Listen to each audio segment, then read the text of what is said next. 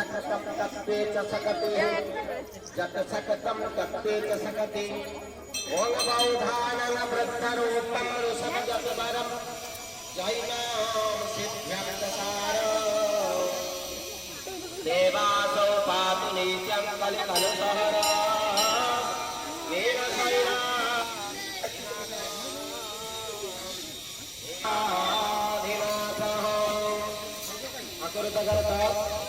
अमृतमन्ता अशरण घन सारणम पद्मकला सलोचन अघटन घटन पटिरसी एठारे उपस्थित थिबा आमर बेगुनिया ग्रामर समस्त श्रद्धालु भक्तगण आनंदर कथा खुशीर कथा जे ए भलिया परिवेश आम अंचल प्राय कई ग्राम वर्तमान सुधा ना जो प्रकार परिवेश आम ग्राम गोटे ये वातावरण सृष्टि करुच्छे ये जो बुद्धेश्वर महाराज आम गाँव जो आराध्य देवता संकट मोचन हनुमान रही ग्राम देवते रही ये समस्त शुभ आशीर्वाद प्रायतः आम परिवार समस्त आम ग्राम समस्त परिवार वर्ग वर्षित होने निश्चित भाव में एमाने केबे दिन घर बाहर कथा नुह कार्तिक मास जो पुण्यर मास ए पुण्यर मासरे थोड़े थोड़े शीतरे समस्त स्नान कर्मादि सारी ये जो एकत्रीकरण भगवान चर्चा भगवान गाथा भगवान पाद में मनोनिवेश करुँगी यहाँ गर्वर कथा गौरवर कथा आउ कौन किसी कथा ना भगवान शुभाशीर्वाद समस्त रहू धर्म करने आम आशीष आज्ञा परिवार समस्त प्रकार हिंसा द्वेष कपट समस्त त्याग कर आनिवेश समस्ते गोटे स्थान एकत्रित होइछु जो स्थान भक्त मैंने एकत्रीकरण भाव श्रद्धा सहित हस्त उत्तोलन पूर्वक भगवान को प्रार्थना करती भगवान से रही था वैकुंठपुर ताहा ही वैकुंठपुर से लक्ष्मी नारायण बास होता है तेणु सर्वप्रथमे ये जो पुण्यर मास राई दामोदर मास राधाकृष्ण पाद पद्म मनोनिवेश करी बोल संपूर्ण सागर एक बार हरि हरि और एक बार हरि हरि और एक बार जोर से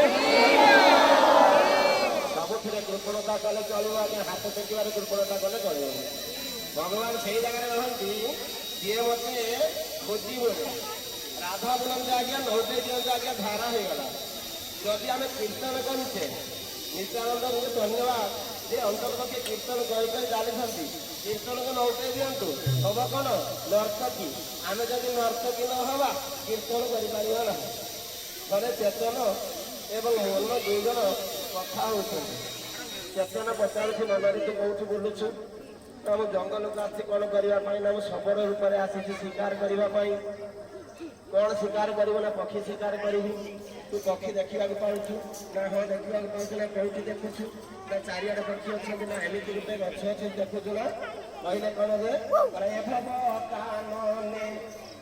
मन सबरा तू बोलुचु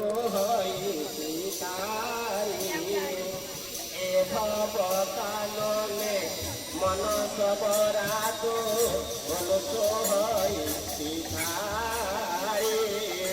आखि आगे देख वृक्ष परे तोर आखि आगे देख वृक्ष परे तोर खेलुछंती सुआसारे कहले मन तुझ सबर रूप आईछु ना कंधरे कौन पकेछु ना धनु पकेछि हाथ में धरिछु ना तीर धरिछु ए धनु तीर दुखिबु यहाँ मारू ना पक्षी को मारि ये जो पक्षी बस देखुच गोटे गछ अच्छी जो गछ मात्र गछ जानी ना कौन ना जमी 25 पत्र रही अच्छे सपता बल चल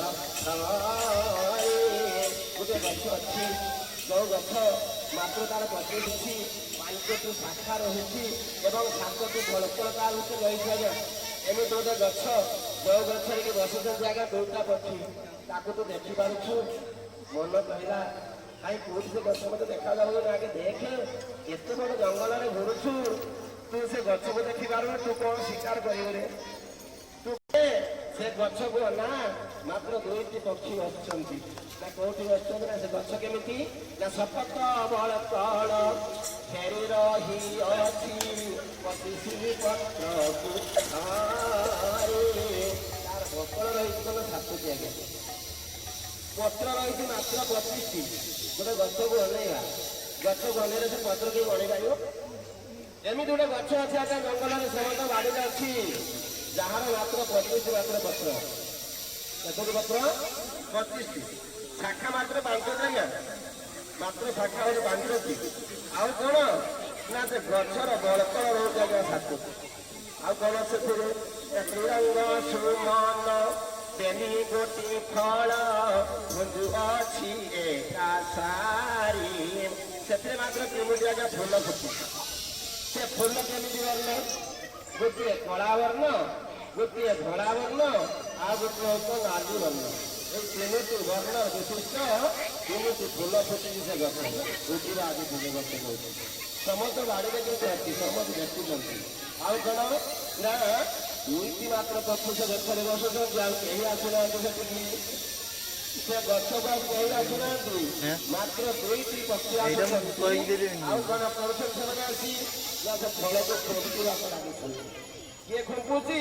ନା ଜଣେ ଖାଉଛି, ଆଉ ଜଣେ ଖାଉନି। ଅଛି ଏକା ସାରି। ଆଜ୍ଞା ସାରି ଖାଉଛି, ଶୁଆ କେବେ ଖାଇଲାନି। ଶୁଆ ହଉଛି ଆଜ୍ଞା ପୁରୁଷ, ନାରୀ ହଉଛି କେବେ ସାରି ଖାଉଛି ଆଜ୍ଞା। ଦୀର୍ଘକାରାନ୍ତ ଭଗବାନ ଡରରେ ଜଣକ ନାଁ ଦେଇଗଲେ ନାରୀ। ନାରୀ ଖାଲି ଡରରେ ଦେଲେ ତା ନାଁ, କାହିଁକି ନା ତାର ଶତ୍ରୁ କେହି ନାହାନ୍ତି, ନିଜେ ନିଜର ଶତ୍ରୁ, ନିଜେ ନିଜର ଶତ୍ରୁ। ବିଶୃଙ୍ଖଳା କରିବେ, ମାଡ଼ ଖାଇବେ, ବିଶୃଙ୍ଖଳା କରିବେ, ଗାଳି ଶୁଣିବେ। ଯଦି କେମିତି କାହା ସହ ଝଗଡ଼ା କରିପାରିଲେନି, ବାଡ଼ରେ ପକେଇଦେଲେ ଲୁଗା ଟାଣିଦେଲେ, କିଏ ଚିନ୍ତା ଆଜ୍ଞା। ଏଇଟା ହଉଛି ତାଙ୍କର କଥା ନିଶ୍ଚିତ ଭାବରେ। ତେଣୁ ସେ ପ୍ରକାର ସାରି ସବୁବେଳେ କଣ କରୁଛି ନା ସେ ଦ୍ରବ୍ୟଟାକୁ ଖାଉଛି, ଆଉ କେହି ଖାଉନି। ଯେତେବେଳେ ଖାଇସାରିଲା ନା କଣ କରୁଛି ପଚାରିଲା ମନ, ଆଜ୍ଞା ଯୋଉ ପକ୍ଷୀ ଶିକାର କରିବା ପାଇଁ ଆସୁଥିଲି ମୁଁ ନା, ମୋର ପକ୍ଷୀ ଶିକାର ଆଜିଠୁ ମୋର ବନ୍ଦ। ବୁଝିବାକୁ ଲାଗିଲି ସେ ଗଛ କହୁଛି। ମାସ କାଳ ନିତ୍ୟାନନ୍ଦ ଆସି କଣ କରୁଛି, ଆମ ସମସ୍ତ ଏକତ୍ରୀକରଣ କରିଛନ୍ତି। ଧନ୍ୟବାଦ ଦେବା ସେମାନଙ୍କୁ, ଧନ୍ୟବାଦ ଦେବା ନିଶ୍ଚିତ ସେ ବୈଷ୍ଣବ ଭାଇଙ୍କୁ, ଧନ୍ୟବାଦ ଦେବା ତାଙ୍କ ସହିତ ଯୋଉ ସାଥ ହେଇଥିବା ସମସ୍ତଙ୍କୁ। ଏବଂ ଆସିକି ଏଠାରେ ସମସ୍ତଙ୍କୁ ଏକତ୍ରୀକରଣ ଗୋଟିଏ ସୂତ୍ର ସୂତ୍ରେ ମଣି ବଣାଇବ।